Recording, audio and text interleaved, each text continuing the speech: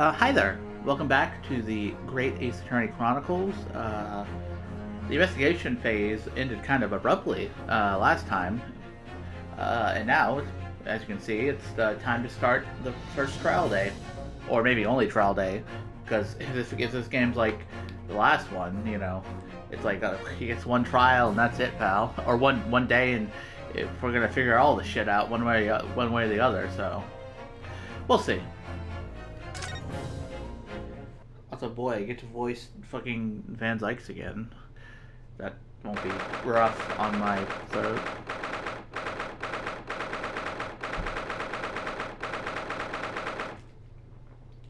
February 22nd, 9:23 a.m.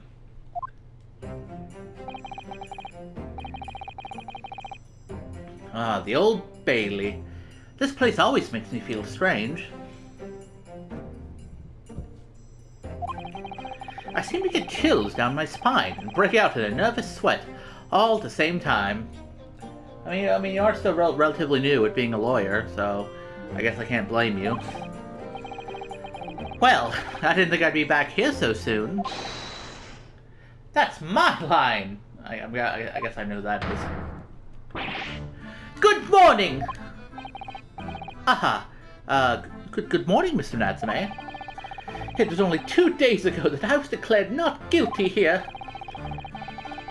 Yes, we somehow managed to prove he didn't stab Miss Green in the back. But now this! Another morning, another murder, and here I am again in this hellhole! Can't keep coming to court! I'm beginning to think he's right. It really does seem as though he's cursed. Mr. Naruhodo, I'm afraid I have bad news. Oh? Mr. Natsume, good morning. Yes, morning. So, here we are again. Yes, again. Everything good? Judicial Assistant Mr. McCordoba, Esquires! What's the bad news?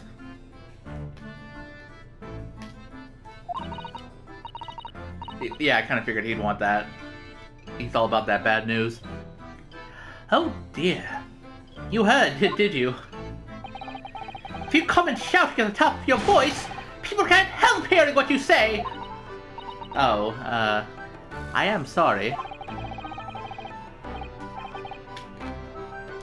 You've done nothing wrong, Mrs. Otto. Now, what is it?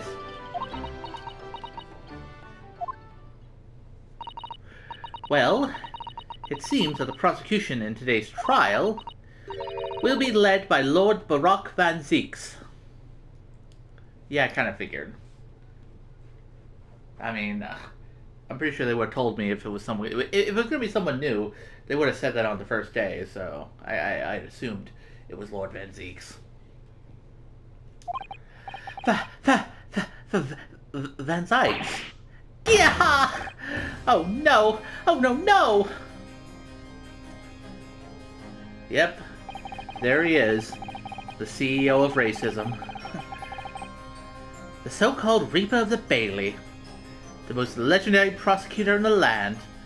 I mean, I've already beaten him twice at this point, so I ain't afraid. In the trial 2 days ago, he pursued Soseki-san and I relentlessly. Of course, by the skin of our teeth, we managed to pull through. But still.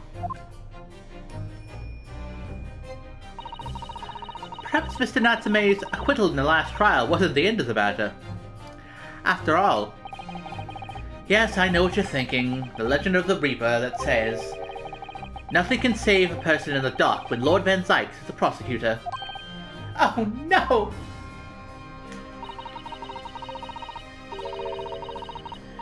That even if the person is found not guilty, the accused will meet a mysterious end, one way or another. And we've experienced it firsthand. Yeah.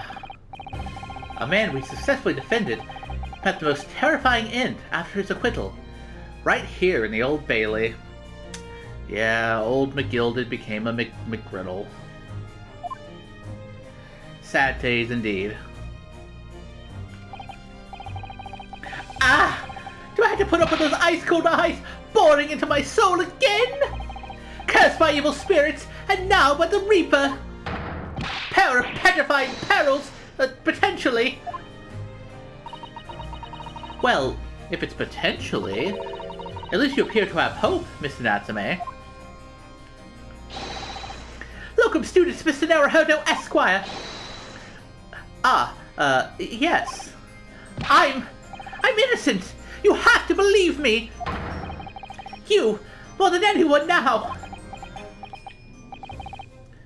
Don't worry.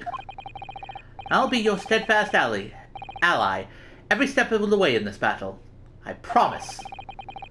And this promises to be a hard battle, I fear. Bro, it'll be fine, okay? We know what Van Zykes is all about now. He's not gonna trick us or confound us. Well, the trial is scheduled to begin shortly. We should move into the courtroom. Let's go! Oh yes, I forgot to say. I'm afraid he won't be able to make it. Mr. Sholmes, I mean. That's probably for the best. Oh? If he were here, I might be tempted to rely on his help. And that could be seen as a weakness. If Lord Van Zykes were to notice, he'd prey on it mercilessly. At least, that's my gut feeling. Oh, Mr. Naruhodo. You're right. Yes, you're so right. Oh! Well said, locum student, Mr. Naruhodo, Esquire. Well said. I swear on the sword at my side, and on the spirit of Kazuma that it harbors, I'll show him what a Japanese lawyer can do. I'll set you free. With honor. Oh, yes. Yeah, we're gonna fuck shit up. Japanese lawyer style.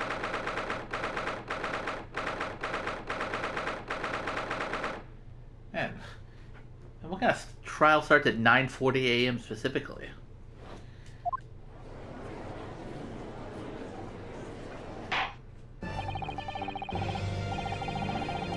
And, in the name of Her Majesty the Queen, I hereby declare this court will be in session. I now call upon the counsel for prosecution and defense to declare their willingness to proceed. The prosecution is ready. God, you look like fucking Dracula. The defense is ready, my lord. Hey, look at me. Look at my fucking drip. Van Zykes, you know, he might be the CEO of racism, but he does not possess my drip. Readiness for the trial, my learned Nipponese friend, is not what the defense needs. What you need is a readiness for your inevitable defeat. Oh, well, real clever there, pal. It's not just in my imagination. It's really there. Lord Van Zykes has such an animosity towards us Japanese for some reason. Jeez, you just figured that out upon your third encounter with him? It was some time ago now that he first became known as the Reaper of the Bailey, I believe. These past few years, he hasn't appeared in court at all. Yet now he's back in the courtroom, though for some reason, only when I'm defending. Yeah, I wonder why. Well, I mean, we did have that little conversation at the end of the final case of the last game, but, you know, chronologically that hasn't happened yet, so, you know, we're still wondering why. This Reaper, with his curious disdain for us Japanese, the prosecutor shrouded in mystery.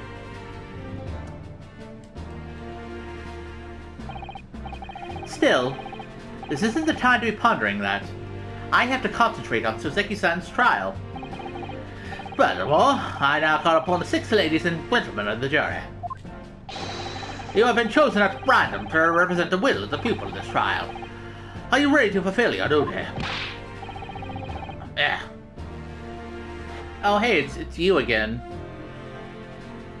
Mr. Fairplay, I believe. Absolutely. I had a feeling this larrikin wasn't innocent before. I must say that I feel especially ruthless on days when my hat refuses to sit right. Oh, well, I rather like how you're wearing your hat. I think the ruthless look is very fetching, actually. Okay, this isn't the fucking time to start flirting with the other juror. Oh, I need to be somewhere at 10 o'clock. I have a very important meeting. Let's make this quick. I couldn't agree more. I need to take home 5 bob tonight, or the business will go to the roof. Oh, may the Lord show us all the light here, and lead his flock to a righteous verdict. Bro, how many fucking times are you gonna show up, juror number 6? I swear, like, because you were here last time, you're gonna be here in the future, and now you're here at this trial too? For a guy who's supposedly picked at random, you show up a lot.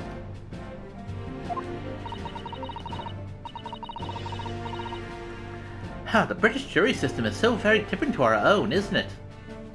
In that it doesn't exist. It's quite extraordinary to think that the power of judgment is in the hands of 6 members of the public, and that the judge can only pass sentence when all jurors are in agreement about the defendant's guilt. Also, again, I point this out every time, but like, except for that lady, the 5th, juror number 5, I've literally seen all those every other juror before. How is this?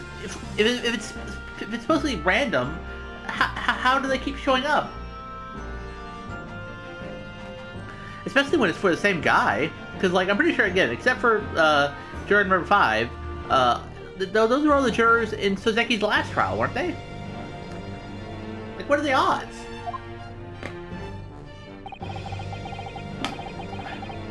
Six citizens of London, chosen at random, or at least that's the idea. Yeah, again, I'm curious about that.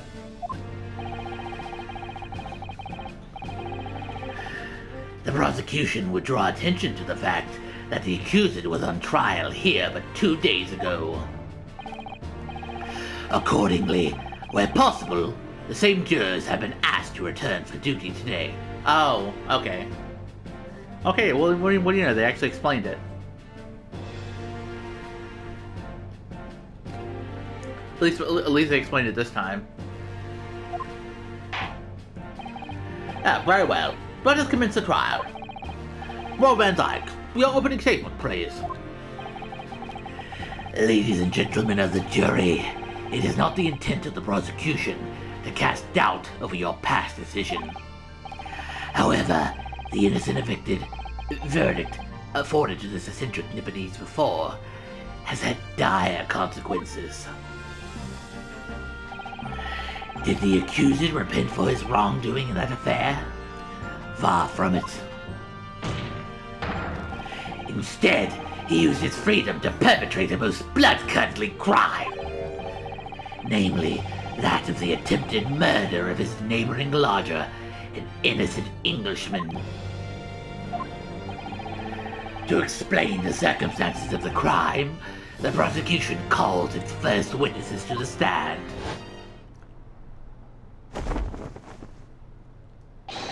The detective responsible for investigating the scene, and the accused himself. Oh, you're calling Suzeki as a witness, huh?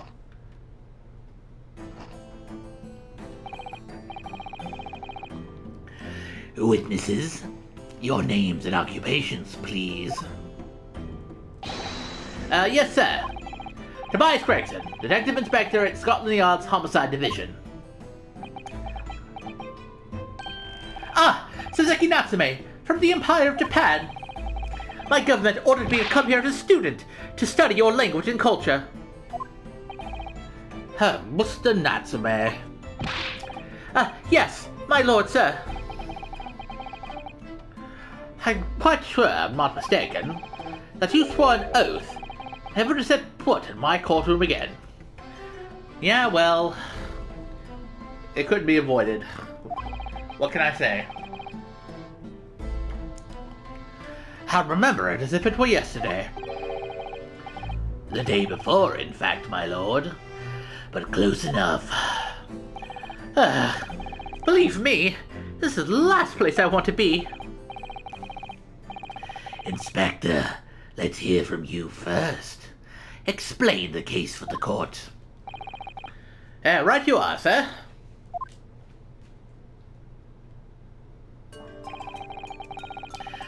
The incident occurred at the Garadeb household where the defendant has lodgings. In the ground floor room of the victim, Mr. William Shakespeare. The defendant has already admitted to visiting the victim on the night in question. Mr. Shakespeare collapsed in his room as a result of poisoning by strychnine. Hey, I've heard of strychnine before. He was found the following morning when the landlord, suspecting something was wrong, broke down the door.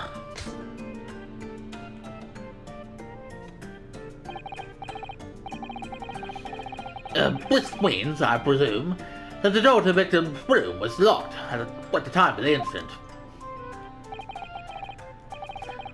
Correct, my lord. It was locked from the inside, making entry to or exit from the room impossible. Jeez, okay, again, another comment. Once again, these games really love going towards like the locked room mystery way of things.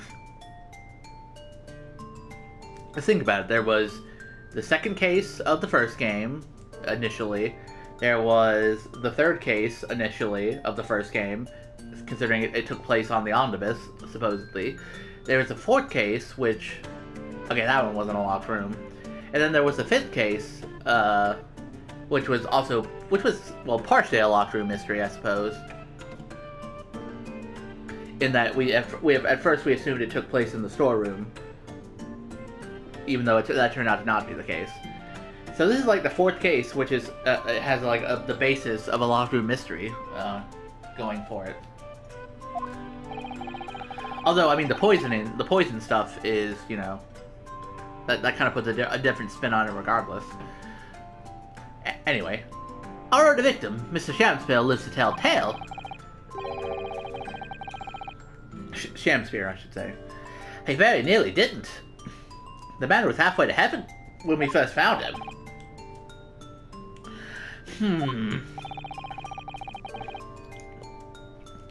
I was the first officer on the scene, my lord. And I have a photographic print here that I took at the time to show how it looked.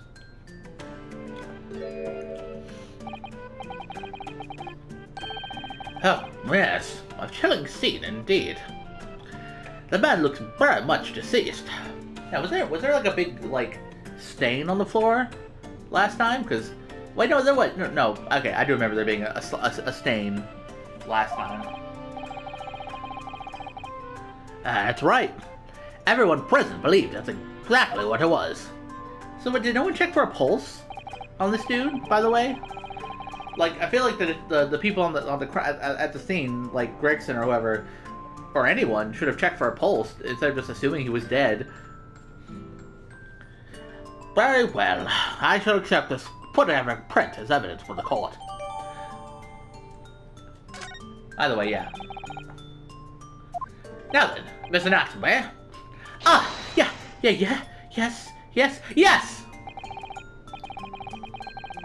As a defendant, do you have anything to say at this juncture? They're haunted by evil spirits. Good gracious, what's haunted? My lodgings! There's been a whole series of strange happenings in my lodgings.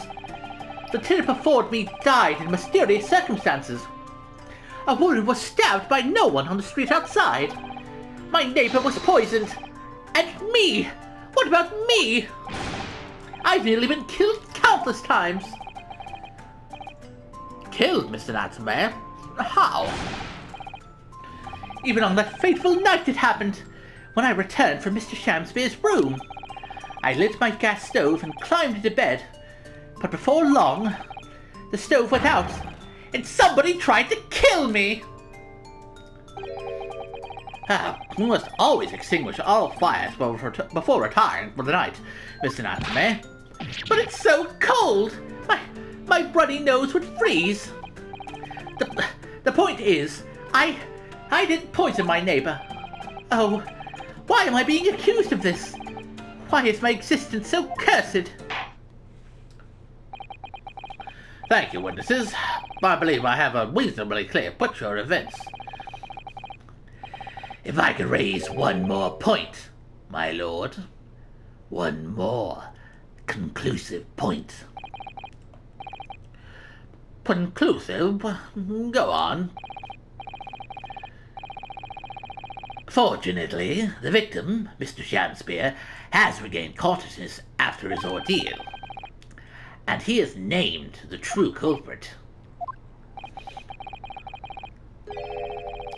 The poison consumed by the victim was administered in a cup of tea that he drank on the night in question. Tea, my lord, that was brought to the victim's room by the accused. The accused? Good grief. Order! Order! Yes. That's the crux of this whole case. If Soseki-san is innocent, then why? Why has the victim accused him? Well, Mr. Natsume, what have you to say to this accusation? That evening, yes, I did take some freshly brewed tea with me when I visited Mr. Shamspeare's room as a gift. The public water pump outside always freezes at night, so I bought bottled water especially to make it. And this is the result. Never will I touch tea again. Never! The public pump was frozen, you say? Well, that's not information we've heard before. That will do, thank you. Now, according to the laws, the defense must have the opportunity to cross-examine witnesses at least once. Therefore, I call upon these witnesses now for a formal testimony. I presume the prosecution has no objection. None whatsoever, my lord. Good. Then you will give your account of events on the night in question to the court now. Yes, my lord!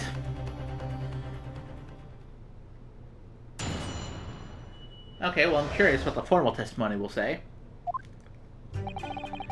It was around 9 o'clock that evening when I visited my neighbor, and I took some tea with me as a gift. We had a heated literary debate over a nice hot drink, after which I went back to my room at around 11.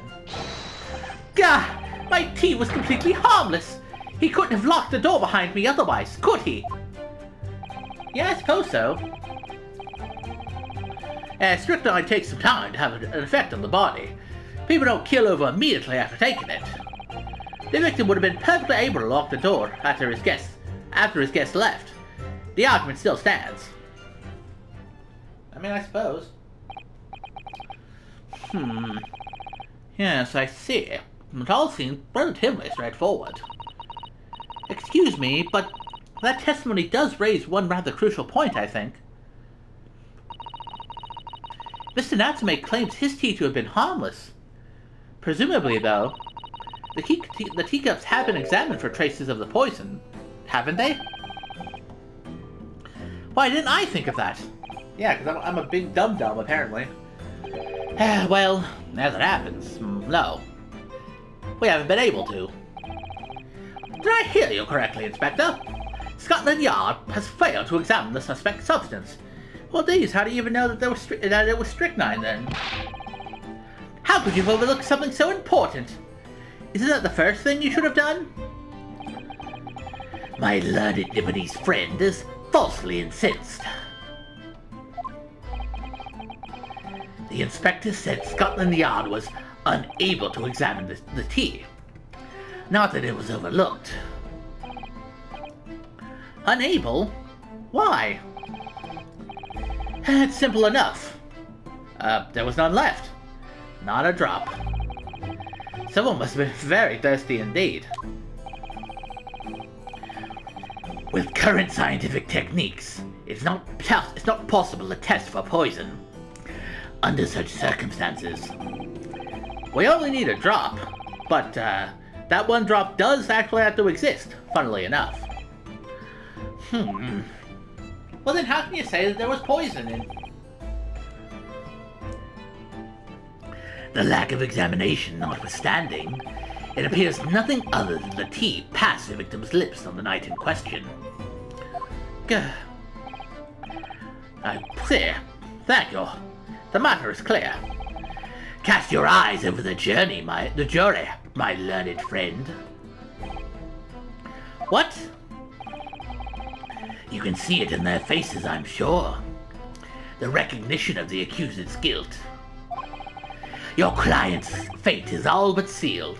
Okay, okay, well some of them do look a little bit, like they're, judging, but that dude, look at him, he don't look like he even knows where he is.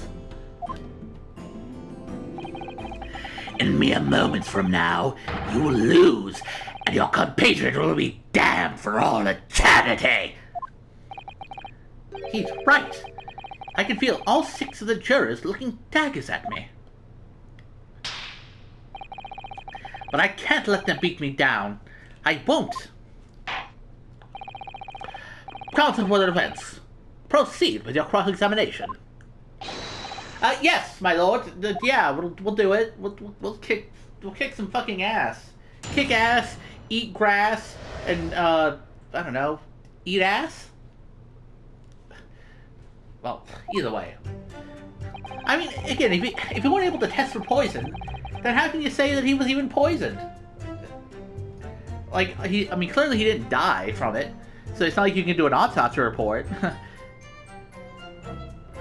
Who's to say he didn't just have, like, I don't know, a stroke or a heart attack that left him laying unconscious for a while? I mean, if you can't test for poison, how can you say that there's really poison?